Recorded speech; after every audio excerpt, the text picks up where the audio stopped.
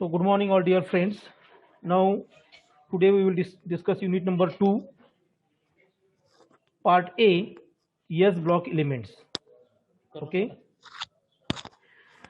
मित्रांनो, आपण मागील लेक्चरमध्ये आपले जे 5 युनिट आहे म्हणजे युनिट नंबर 1, 3, 4, 5, 6 हे सर्व युनिट आपण काय केले, कंप्लीट केले. आता आपल्याला शेवटचे युनिट आपण सुरुवात करत आहोत, युनिट नंबर 2. आणि या युनिट नंबर 2 मध्ये आपल्याला काय करायचे आहेत, दोन इम्पॉर्टंट पॉइंट्स यामध्ये आपल्याला स्टडी करायचे आहेत. ते म्हणजे एक आहे S block elements and P block elements. S block element and P block elements. Okay. तर आता एस ब्लॉक एलिमेंट काय आहे, पी ब्लॉक एलिमेंट काय आहे, हे आपण ऑलरेडी स्टडी केलेलं आहे. युनिट नंबर 1 मध्ये आपण पिरियडिक प्रॉपर्टी नावाचा पहिला पार्ट घेतला होता, आठवतं का बघा. युनिट नंबर 1 मध्ये आपण पिरियडिक प्रॉपर्टी नावाचा फर्स्ट पार्ट आपण त्यामध्ये घेतला होता. त्यामध्ये मॉडर्न पिरियडिक टेबल बद्दल आपण माहिती घेतलेली होती. ओके. आता त्यामध्ये आपण group which are known as columns, row, period and block याबद्दल आपण माहिती घेतली, डिटेल माहिती घेतलेली होती. ओके. तर त्यातला आपल्याला एस ब्लॉक हा आपल्याला स्टडी करायचा आहे. आता एस ब्लॉक काय बघा, आता मी या ठिकाणी पिरियडिक टेबल तुम्हाला दाखवतो. ठीक आहे.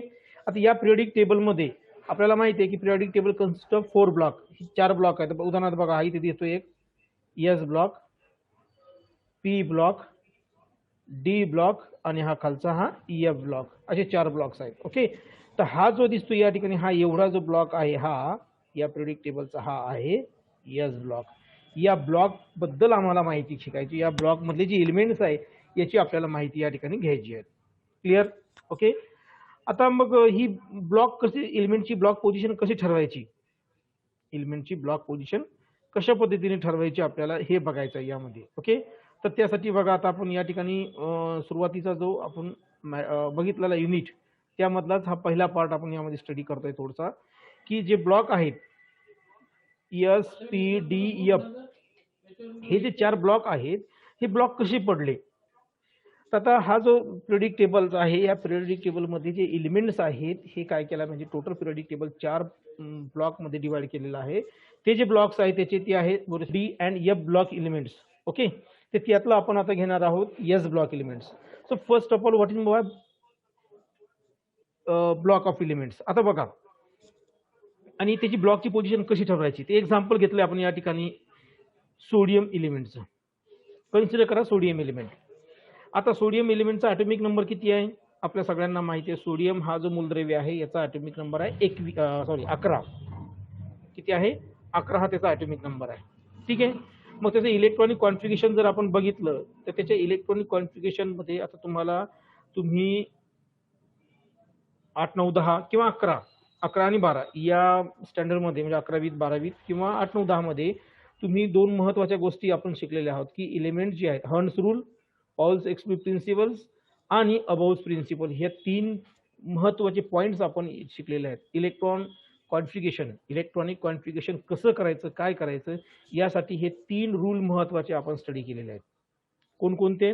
हर्न्स रूल आहे, त्याच्या अगोदर पॉल्स प्रिन्सिपल होतं, मग हर्न्स रूल आहे आणि त्यानंतर अबाउस प्रिन्सिपल, त्याला बिल्डिंग अप प्रिन्सिपल सुद्धा म्हणतात. ओके. तर त्यानुसार हे इलेक्ट्रॉन आपण फील करत असतो. म्हणजे 1s2, 2s2, 2p6, 3s1 हे जे आलेलं आपण हे अबाउस प्रिन्सिपल नुसार किंवा आपण त्याला बिल्डिंग अप प्रिन्सिपल म्हणतो त्यानुसार हे केलेले आहे. आठवतो तुम्हाला यामध्ये इथे 1s, मग इथे 2s, मग इथे 2p, इथे 3s, नंतर इथे 3p, 3d. ओके. असं आपण लिहिलं आणि त्यामध्ये इलेक्ट्रॉन कसे भरतात तर आपण असं ॲरोनी त्या ठिकाणी ते दाखवलेलं होतं. म्हणजे ते आहे तसं तुम्ही ते 12th मध्ये शिकलेला आहात. ओके. तर त्या पद्धतीने आपल्याला इलेक्ट्रॉन भरायचे. फर्स्ट इलेक्ट्रॉन जो लोअर एनर्जी आहे 1s त्यामध्ये इलेक्ट्रॉन भरतात. एसची कॅपॅसिटी 2 इलेक्ट्रॉनची आहे. पी या ऑर्बिट सब ऑर्बिटलची कॅपॅसिटी 6 इलेक्ट्रॉनची, एस याची आहे 2 इलेक्ट्रॉन, डी ची 10 आणि एफ जी आहे त्याची कॅपॅसिटी जी आहे ती किती 14ची आहे. आता यामध्ये इलेक्ट्रॉन किती येतात. फर्स्ट याच्यामध्ये 2 इलेक्ट्रॉन बसतात, दुसऱ्यामध्ये 8 बसतात, त्याच्यानंतर तिसरं 8 किंवा 18 अशा पद्धतीनं. तर यामध्ये बघा 281 हे त्याचं इलेक्ट्रॉनिक कॉन्फिगरेशन तुम्ही असं शिकलेलं आहात. सोडियमचं इलेक्ट्रॉनिक 281. आता हा जो लास्ट इलेक्ट्रॉन शेवटचा इलेक्ट्रॉन आहे हा इलेक्ट्रॉन कोणत्या ऑर्बिटमध्ये गेला बघा बरं. तर हा या ठिकाणी यस या ऑर्बिटमध्ये इलेक्ट्रॉन गेला. कशामध्ये? यस. सो ओके, माझा आवाज येतोय? स्क्रीन दिसते ना? आवाज येतो का एकदा सांगा म्हणजे आपल्याला. Okay good. ओके, तर आपण ब्लॉक कसे ठरवायची, एलिमेंटची ब्लॉक पोझिशन कशी ठरवायची, त्यासाठी आपण एक्झाम्पल घेतले सोडियमचा. नवीन एक प्रश्न घेतला आहे, what is the block position of sodium element in modern periodic table. की मॉडर्न पिरियडिक टेबल मध्ये सोडियम या एलिमेंटची ब्लॉक पोझिशन कोणती आहे, तर ते आहे. आणि ब्लॉक पोझिशन कशी ठरते हे आपल्याला बघायचं आहे. तर आपण कन्सिडर केला sodium elements. atomic number of sodium element 11. so electronic configuration 281. 11 आहे ना इलेक्ट्रॉन, म्हणजे 281 म्हणजे 1s2 2s2 2p6 3s1 हे त्याचं electronic configuration. Clear. Now in this case last electron enter in which orbital. यामध्ये लास्ट इलेक्ट्रॉन कोणत्या ऑर्बिटमध्ये गेला आहे? हा लास्ट इलेक्ट्रॉन जो आहे हा यस ऑर्बिटमध्ये दिसतोय आपल्याला. हे बघा, म्हणजे सोडियम हा यस ब्लॉक एलिमेंट आहे असं त्याचा अर्थ. कळतंय? म्हणजे याचा अर्थ ब्लॉक पोझिशन, तर ब्लॉक पोझिशन यावर ठरते. The last electron of elements enter in which orbital. कोणत्या ऑर्बिटमध्ये लास्ट इलेक्ट्रॉन गेला त्यानुसार त्याची ब्लॉक पोझिशन आपल्याला ठरवायची आहे. क्लिअर? इथपर्यंत कळालं. म्हणजे आता हे बघा, यामध्ये हे जे आहेत मॉडर्न पिरियडिक टेबल मधले हे जे एलिमेंट्स, कोणताही एलिमेंट तुम्ही कन्सिडर करा, त्याचं इलेक्ट्रॉनिक कॉन्फिगरेशन पहा, त्यावरून तुम्ही त्याची काय करू शकता, ब्लॉक कोणत्या ब्लॉकमध्ये ते तुम्ही सांगू शकता. एक्झाम्पल तर आपण घेतलेच आहे. ओके, आता थोडंसं पिरियडिक टेबल बद्दल माहिती घेऊ आपण एक शॉर्ट मध्ये, मग आपण पुढे यस ब्लॉककडे वळू. बघा, आता आपल्याला माहिती आहे मॉडर्न पिरियडिक टेबल जो आहे किंवा त्याला long form of periodic table असं म्हटलं आपण. तर हा कशावर बेसिस आहे, याच्या कोणत्या, तर हा बेस आहे on modern periodic law. Modern periodic law जो आहे त्या मॉडर्न पिरियडिक लॉवर हा long form of periodic table किंवा मॉडर्न पिरियडिक टेबल काय कन्स्ट्रक्ट केलेलं आहे. Okay, so what is the statement of that modern periodic law. या मॉडर्न पिरियडिक लॉची स्टेटमेंट काय आहे? मॉडर्न पिरियडिक लॉची स्टेटमेंट काय म्हणते बघा, यामध्ये the property of elements are in a periodic function of their atomic number. किती महत्वाचं बघा, एलिमेंट जो आहे त्या एलिमेंटची प्रॉपर्टी जी आहे, ही जी प्रॉपर्टी आहे ही कशी आहे, किंवा पिरियडिक फंक्शन जे आहे हे कसं आहे, हे त्याच्या ॲटॉमिक नंबरवर अवलंबून आहे, ॲटॉमिक नंबर नुसार आहे असं त्याचं म्हणणं आहे. हा मॉडर्न पिरियडिक लॉ लक्षात घ्या सगळ्यांनी. ओके, आता आपल्याला एस ब्लॉकच एलिमेंट बघायचं असेल, यामध्ये समजा त्याबद्दल माहिती घ्यायची असेल, तर एस ब्लॉक एलिमेंट म्हणजे काय येईल मग? S block element means the elements their last electron enter in S orbital, such elements are known as S block elements. परत एकदा सांगतो, काय म्हटलं?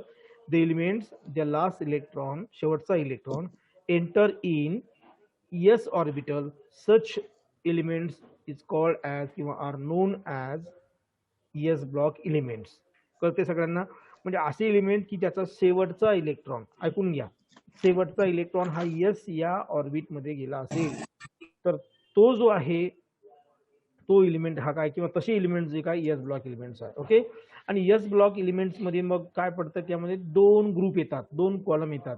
एक फर्स्ट ए किंवा एक नंबरचा ग्रुप म्हणू आपण त्याला, दुसरा सेकंड ए किंवा 2 नंबरचा. कारण आपल्याला माहिती आहे पिरियडिक टेबल जो आहे मित्रांनो, हा टोटल किती ग्रुप बसून किंवा किती कॉलम, 18 ग्रुप किंवा 18 कॉलम पासून तयार केलेला आहे. 7 रो किंवा 7 पिरियड म्हणतो आपण त्याला, आणि 18 ग्रुप किंवा कॉलम यापासून तो तयार केलेला आहे, बनलेला आहे. क्लिअर?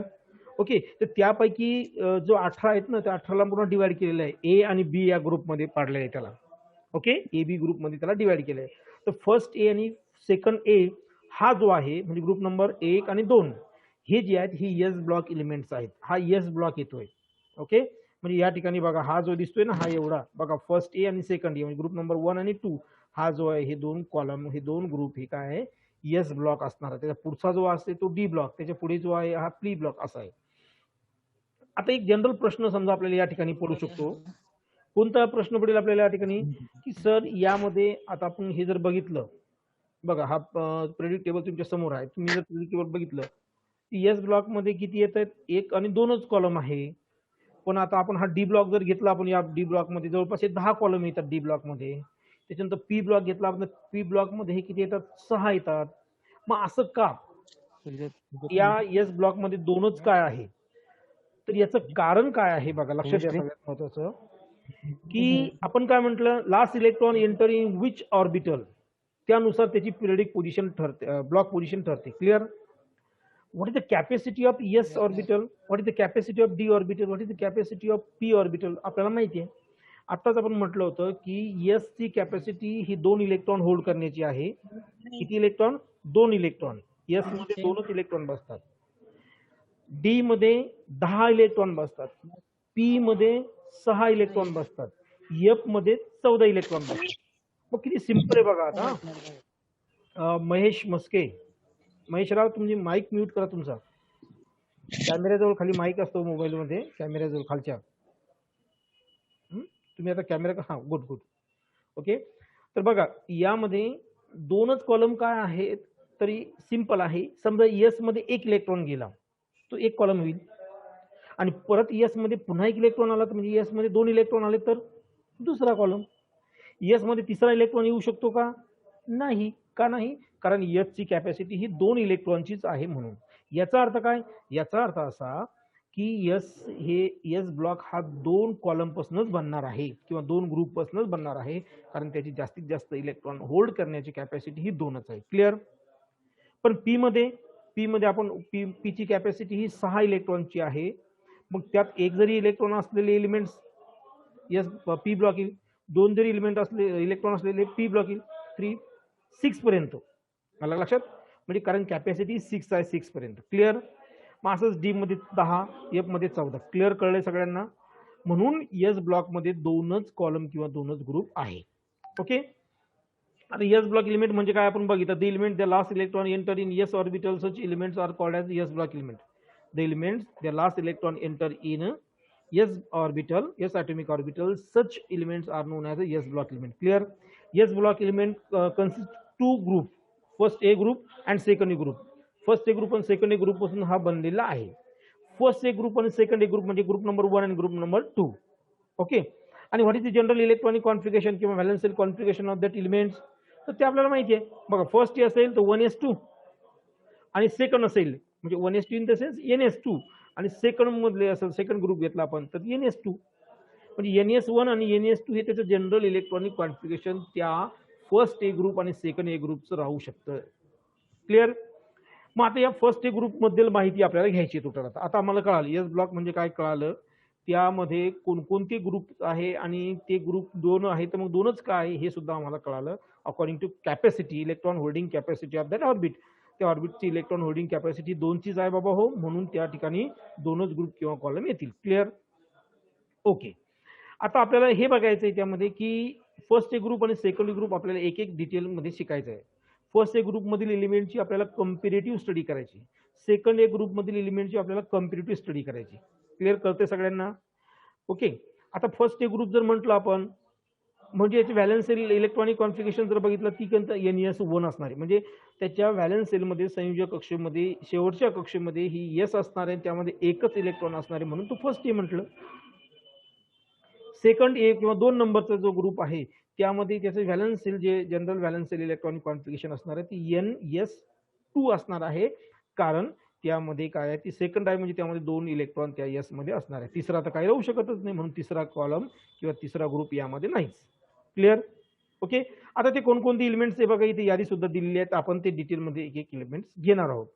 तर फर्स्ट घेऊ आपण आता यामध्ये, हे बघा इथे दिले. आता what is the actual position of that block, या ब्लॉकची ऍक्च्युअल पोझिशन काय आहे.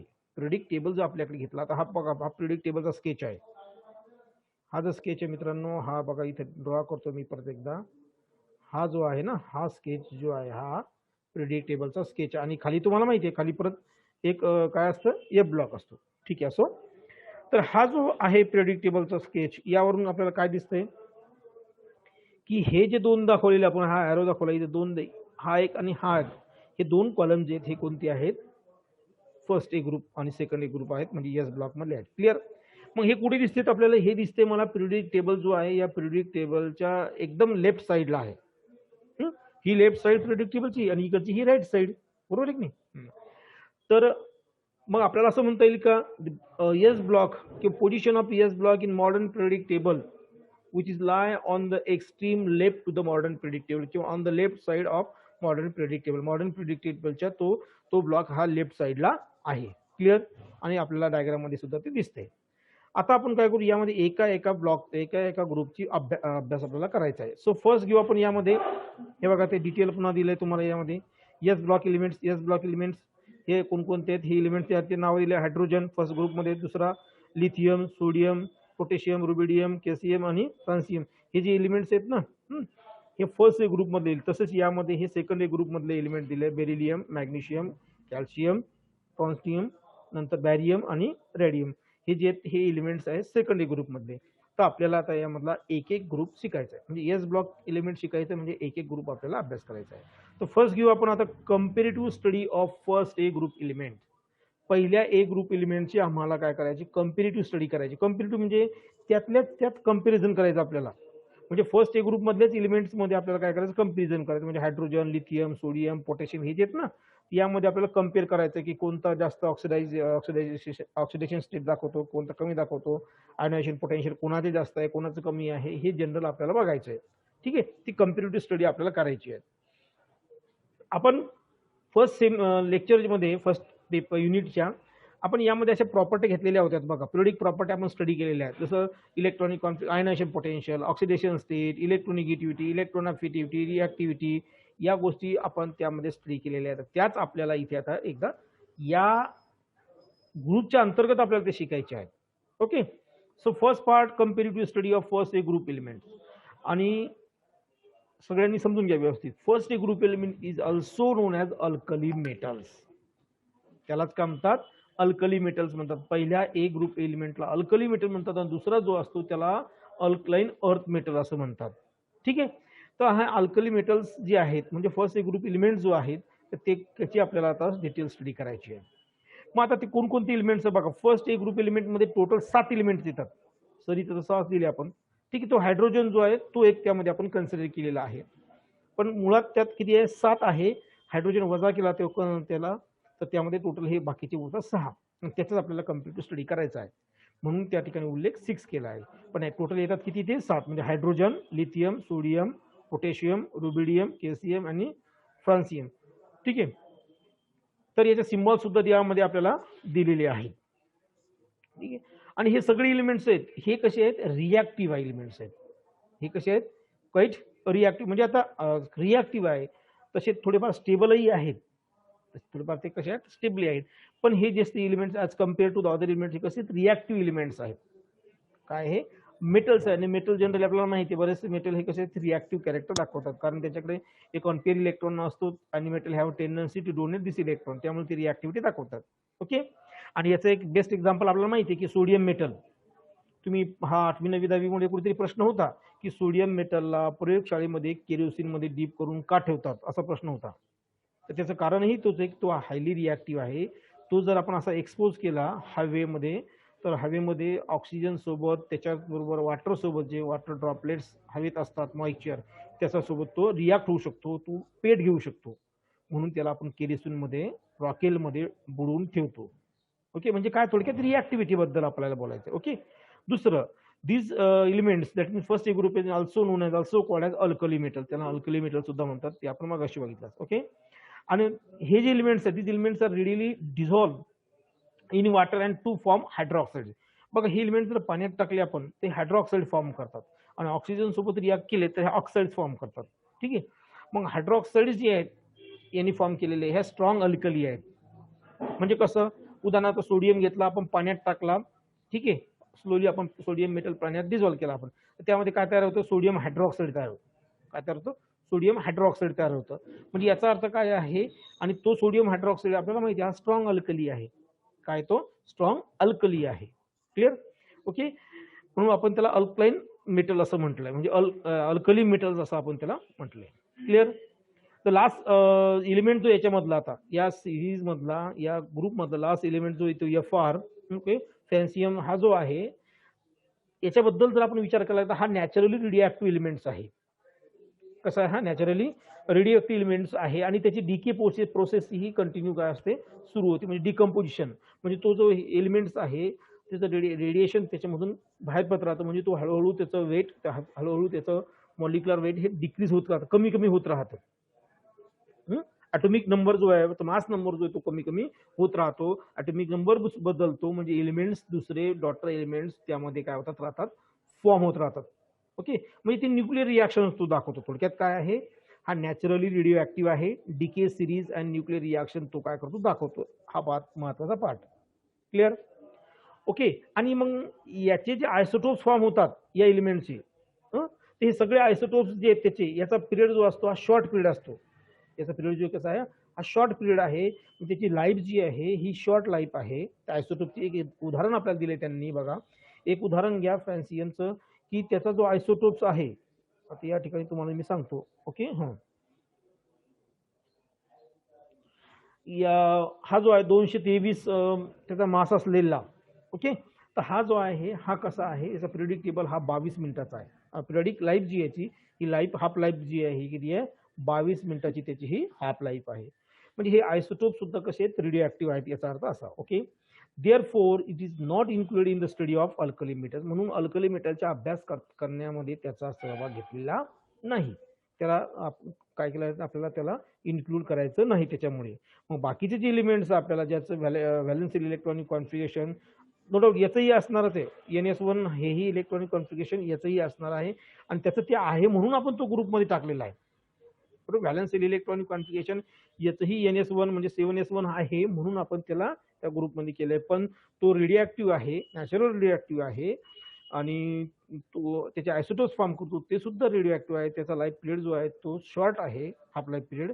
त्याच्यामुळे आपल्याला काय करायचं आहे, तो अल्कली मेटलच्या स्टडी करण्यामध्ये त्याचा भाग घ्यायचा, आपल्याला त्याला इन्क्लूड करायचं नाही. क्लिअर? ओके, आता नेक्स्ट ही जनरल माहिती झाली. आता ही जे होतं ना, ही जनरल माहिती की फर्स्ट ए ग्रुपचं व्हॅलेन्सी इलेक्ट्रॉनिक सॉरी काय म्हणतात त्याला, काय नाव दिलं त्याला आपण, त्याची रिॲक्टिव्हिटी काय आहे, ते वॉटरमध्ये डिझॉल्व्ह केल्यानंतर काय फॉर्म करतात, ही जनरल माहिती आपण त्यामध्ये घेतली आहे. आता नेक्स्ट आणि मोस्ट इम्पॉर्टंट पॉईंट त्यामधला कम्पेरेटिव्ह स्टडी करण्यात मधला, म्हणजे आपल्याला काय करायचं, आम्ही काय टॉपिक शिकतोय, comparative study of first A group element, that means alkali metals. Clear? तर आपण आता घेणार आहोत इलेक्ट्रॉनिक कॉन्फिगरेशन. पहिला पॉईंट म्हणजे पहिली टर्म्स घेणार इलेक्ट्रॉनिक कॉन्फिगरेशन, दुसरी त्यामध्ये घेणार आपण समजा आता आयनायझेशन पोटेन्शियल, तिसरी आहे ऑक्सिडेशन स्टेट, चौथी आहे रिॲक्टिव्हिटी, पाचवी आहे, असं आपण घेणार फ्लेम फॉर्मेशन. तर अशा टर्म्स आपल्याला यामध्ये असे कॅरेक्टर आपल्याला याच्यामध्ये काय करायचे, स्टडी करायची आणि त्यातल्या त्यात त्याची काय करायची आहे, कम्पेरेटिव्ह स्टडी करायची आहे. ओके, तर फर्स्ट घेऊ आपण आता electronic configuration of first A group element. आता इलेक्ट्रॉनिक कॉन्फिगरेशन म्हणजे तुम्हाला माहिती आहे, इलेक्ट्रॉनिक कॉन्फिगरेशन म्हणजे इलेक्ट्रॉन जे आहे ते एनर्जी लेवलनुसार काय होतात, डिस्ट्रीब्यूट होतात. मी मगाशी बोललो की अकॉर्डिंग टू हर्न्स रूल, पाऊल्स एक्सक्लुसिव्ह प्रिन्सिपल आणि अबाउज प्रिन्सिपल, या नियमानुसार किंवा प्रिन्सिपलनुसार आपल्याला काय करतो, इलेक्ट्रॉनिक कॉन्फिगरेशन द्यावं लागत असतं. Okay, no so first element hydrogen. So what is the atomic number of hydrogen? 1. हायड्रोजनचा ॲटॉमिक नंबर 1 आहे. सो इलेक्ट्रॉनिक कॉन्फिगरेशन काय येईल त्याचं, 1s1 दिसते इथे, 1s1. Okay, no second element lithium. Electronic configuration किती त्याचं, 3. ॲटॉमिक नंबर किती, 3 आहे. सिम्बॉल कोणता आहे त्याचा, L आहे. So electronic configuration 1s2 2s2 2s1 not 2s1. मग sodium atomic number 11, symbol Na. Electronic configuration 1s2 2s2 2p6 3s1. Okay, म्हणजे हे असं आपण या सिरीजने कशामुळे भरत चालतोय, हे अबोज प्रिन्सिपलने आपल्याला सांगितलंय. त्याच्यानंतर काय, पुन्हा तो हर्न्स रूल काय म्हणतो की जो पेअर फॉर्म होते आणि नंतर दुसऱ्या ऑर्बिटमध्ये एंट्री होते. सुरुवातीला एक एक इलेक्ट्रॉन एंटर करायचा, ओके, त्याच्या सब ऑर्बिटमध्ये, नंतर पेअरिंग करायची. ओके, तसं आता याच्यामध्ये पोटॅशियम बघा, पोटॅशियमचा सिम्बॉल जो आहे तो K आहे, ॲटॉमिक नंबर 19 आहे. Electronic configuration 1s2 2s2 2p6 3s2 3p6 3d10 4s1. ठीक आहे, हे त्याचं इलेक्ट्रॉनिक कॉन्फिगरेशन. म्हणजे असंच जर आपण बघितलं तर बघा, इथे 1s1 2s2 2s1 3s1 4s1 5s1. म्हणजे या ठिकाणी मी तुम्हाला या मार्करने या ठिकाणी दाखवतो बघा. याच्या अगोदर जो हायड्रोजन आहे त्याचं सुद्धा 1s 2s 3s 4s 5s, म्हणजे हा जो रुबिडियम येतो याचा किती आहे, 5s आहे. रुबिडियमचं 5s. आपलं काही सॉरी याचं हे नाही पाहिजे, हे 6s लास्ट पाहिजे आपल्याला. हे शेवट नाही, शेवट हा आहे, लक्षात घ्या. आणि याचं 7s. म्हणजे हे काय व्हॅलेन्शियल इलेक्ट्रॉनिक कॉन्फिगरेशन किंवा तिथपर्यंत इलेक्ट्रॉनिक कॉन्फिगरेशन आपल्याला लिहायचं आहे त्याचं.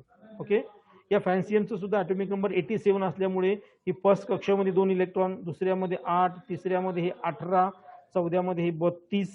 बघा ना, म्हणजे 2, 8, 18, 32 अशा फॉर्ममध्ये. त्याच्यानंतर पुन्हा इथे किती येतात 18, आणि या ठिकाणी उरलेले याच्यामध्ये जे आहेत ते मात्र येतात 2 आणि इथे तो 1 या फॉर्ममध्ये इलेक्ट्रॉन. 2 नाही, हे 8 आहे, 8 आणि 1. म्हणजे बघा फ्रॅन्सियमचं इलेक्ट्रॉनिक कॉन्फिगरेशन आपण नंतर बघायचं झालं 2, 8, 18, 32, 18, 8, 1 हे त्याचं इलेक्ट्रॉनिक कॉन्फिगरेशन आपल्याला या फॉर्ममध्ये देता येतं. म्हणजे थोडक्यात काय आहे की हे इलेक्ट्रॉनिक कॉन्फिगरेशन जे आहे हे त्याच्या ॲटॉमिक नंबरनुसार आपण काय करत असतो, इलेक्ट्रॉनिक कॉन्फिगरेशन, इलेक्ट्रॉनचं distribution in number of orbit जे आहेत त्यानुसार दाखवतोय. ठीक आहे, आता या ठिकाणी बघा या फ्रॅन्सियमने किती सेल ऑक्युपाय केल्या, 7 सेल. म्हणजे हा 7व्या पिरियडमध्ये असेल. पिरियडिक टेबल जर बघितलं आपण हा कुठं असेल, 7व्या पिरियडमध्ये असेल. हे बघा इथे, हे बघा हा 7 नंबरचा पिरियड आहे आणि हा फ्रॅन्सियम 7 मध्ये, म्हणून हे 7s1 आलं. इथे किती येतं बघा, इथे 6s1 दिसतं येतं.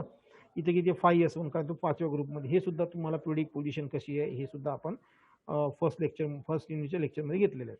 ओके, असो. बरं, व्हॅलेन्शियल इलेक्ट्रॉनिक कॉन्फिगरेशन. मग व्हॅलेन्शियल इलेक्ट्रॉनिक कॉन्फिगरेशन किती आहे त्याची, याची valential general valential electronic configuration of first A group element equal to NS1. NS1 ही त्याची जनरल व्हॅलेन्शियल इलेक्ट्रॉनिक कॉन्फिगरेशन आहे. कोणती, NS1 ही त्याची जनरल व्हॅलेन्शियल इलेक्ट्रॉनिक कॉन्फिगरेशन आहे. कळालं काय चाललं तर, क्लिअर. ओके, म्हणजे हे झालं इलेक्ट्रॉनिक कॉन्फिगरेशनची माहिती त्याची. आता इलेक्ट्रॉनिक कॉन्फिगरेशन हे कसं आलं, जर तुम्हाला कळलं नाही तर मला सांगा, आपण मग त्याच्यावर चर्चा करू लागलं सेपरेटली. कारण आता इथे हे सांगणं शक्य नाही, कारण हे तुम्ही झालेलं आहे ऑलरेडी, हे तुम्हाला माहिती आहे. मी ते 3 रूल जे म्हटलं, हंड्स रूल, अबाउट प्रिन्सिपल आणि पॉज एक्सक्लुझिव्ह प्रिन्सिपल, यानुसार इलेक्ट्रॉन फिल करतात. तर पर्टिक्युलर महत्वाचा अबाउट प्रिन्सिपल आणि हंड्स रूल त्यामध्ये आहे. ओके, तर थोडक्यात काय, हे इलेक्ट्रॉनिक कॉन्फिगरेशन आपल्याला या फॉर्ममध्ये सुद्धा पाहता येईल. बघा, म्हणजे by using zero group element use करून सुद्धा आपल्याला इलेक्ट्रॉनिक कॉन्फिगरेशन पाहता येईल. उदाहरणार्थ लिथियमचा ॲटॉमिक नंबर 3 आहे, म्हणजे 2, 1 असं इलेक्ट्रॉनिक कॉन्फिगरेशन आपण लिहू शकतो. किंवा या ठिकाणी आपण हा झिरो ग्रुप मधला एलिमेंट घेतला हेलियम, ज्याचं की इलेक्ट्रॉनिक कॉन्फिगरेशन किती असतं, 1s2. ओके, आणि हा व्हॅलेन्शियल 2s2. मग तसंच सोडियमचं 281, मग हा न्यूऑन 28 म्हणजे कोणाचा येतो, न्यूऑनचं इलेक्ट्रॉनिक कॉन्फिगरेशन आहे. या ठिकाणी पोटॅशियमचं बघा 288 हे इलेक्ट्रॉनिक कॉन्फिगरेशन म्हणजे 18 म्हणजे आर्गॉनचं येतं, म्हणजे आर्गॉन आला आणि 4s1. या ठिकाणी तसं क्रिप्टॉनचं येतं, या ठिकाणी झेनॉनचं येतं. आता इथे बघा जे आपण मग अशी बोललो, हा, आणि आता फ्रॅन्सियम यामध्ये दाखवलेला नाही, पण त्याच्यामध्ये किती यायला पाहिजे, 2, 8, 18, 32, 18, 8, 1 अशा फॉर्ममध्ये त्याचं इलेक्ट्रॉनिक कॉन्फिगरेशन असणार आहे. आणि तिथे 7s1 ही त्याचं व्हॅलेन्शियल इलेक्ट्रॉनिक. म्हणजे थोडक्यात काय आहे, यामध्ये आपण हे झिरो ग्रुप यूज करून सुद्धा त्याचं इलेक्ट्रॉनिक कॉन्फिगरेशन लिहू शकतो. आणि हे तर दिसतं तुम्हाला, हे आहे व्हॅलेन्शियल इलेक्ट्रॉनिक कॉन्फिगरेशन. ओके, हे झालं पर्टिक्युलर इलेक्ट्रॉनिक कॉन्फिगरेशन बद्दल. आता नेक्स्ट पार्ट आहे तो आयनायझेशन एनर्जी किंवा आयनायझेशन पोटेन्शियल. आता आयनायझेशन एनर्जी बद्दल किंवा आयनायझेशन पोटेन्शियल बद्दल जर आपल्याला माहिती घ्यायची झालं तर आपण डेफिनेशन ऑलरेडी स्टडी केलेली आहे. आयनायझेशन एनर्जी किंवा आयनायझेशन पोटेन्शियल म्हणजे काय बघा, the minimum amount of energy required to remove the valential electron किंवा loosely bonded electron. Loosely bonded electron कुठे असतो, व्हॅलेन्शियलमध्ये. Valential electron from an isolated gaseous atoms, okay, in its ground state, okay, to form cation is called as ionization energy. आता ही एवढी definition लक्षात नसेल तर शॉर्टमध्ये फक्त एवढं लक्षात करा, minimum amount of energy required to remove the valential electron.